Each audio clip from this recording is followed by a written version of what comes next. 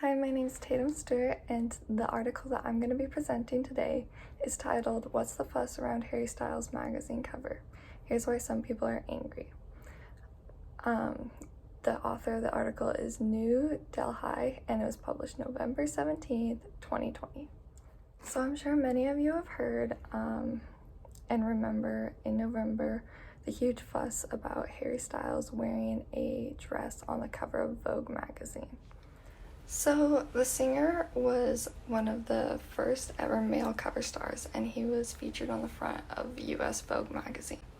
In the interview, he talked about how he always liked wearing fancy dresses as a kid and loved costumes and tights when he was younger.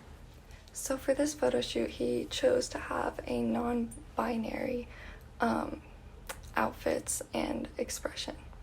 But this seemed to upset certain people, specifically people affiliated with the conservative political party. One of the people who decided to comment on this was Candace Owens, and her big quote was, "Bring back manly men." So Candace said that there is no society that can survive without strong men. She said, "The East knows this. In the West, the steady feminization of our men at the same time that Marxism is being taught to our children is not a coincidence. It is an outright attack."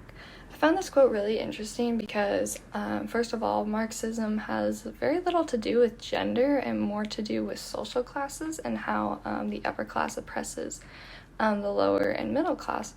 And also, she mentioned the East, and I think that's very interesting considering that there's a lot of traditional Eastern outfits or outfits adopted by Eastern culture that we would consider in Western culture as dresses. So I thought that those two aspects were really interesting for her to point out and did not really make a lot of sense in the terms of gender and upholding the idea of manly men.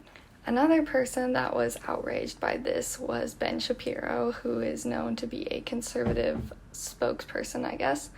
And he said that basically this was an attack on masculinity, and anyone who's pretending that it's not is treating you like a full-on idiot.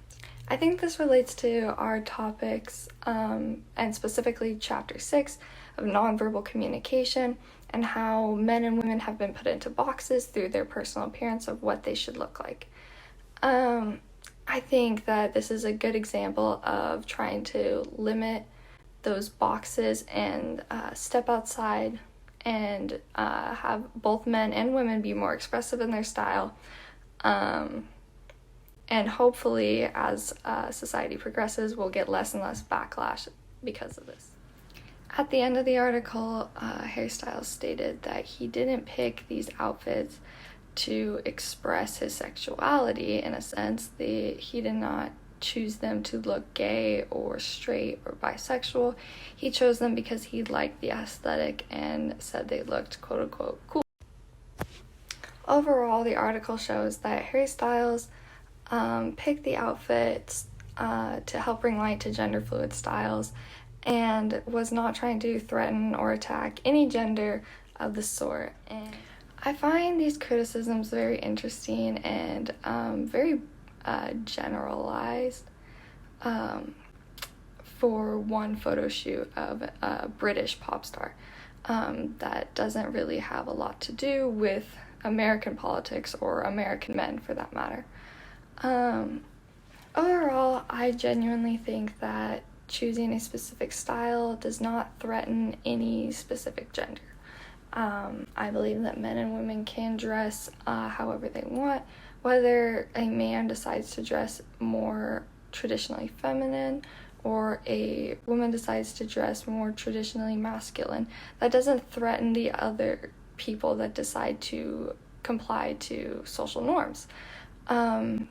This is just a specific style that he chose, and I just think it's very interesting that they picked a British pop star to critique the most and get infuriated about.